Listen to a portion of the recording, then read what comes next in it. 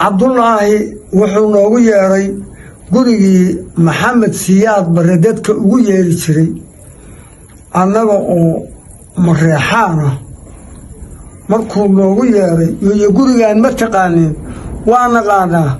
oo waa midkii maxamed siyaad bare dadka ugu yeeri jiray maanta yaa idinku yeeray adaa noogu yeeray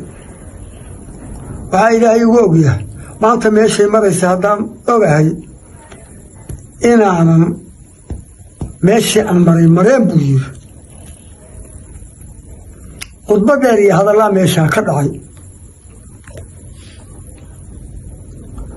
markaasaan hadlay daaroodku waayahan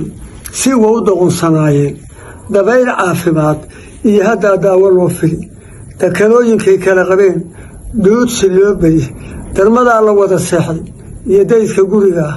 dayax baa iftiimay oo hadday soo dibceliyeen cabdullaahi waadigii dadkiyo diiday nabaddii raggaad sada dagaalka ula timid waa durriyaddii damac baa ku qaadeye ma jirin dowlad kaa maqan dalka waxaa ku soo geliyey waa diric mareexaan dalka waxaa ku soo geliyey waa diric mareexaan docodii aad ka timid waa yagii daydka kaa furay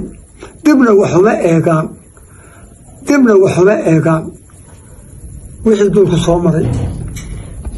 cabdullaahi subaxii intaasaan idhi taariikhdiisa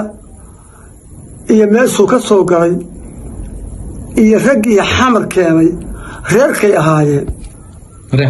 marreexaan bay ahaayeen isna waa ogaa cabdullaahi hadalkiisa intaasaan ka idhi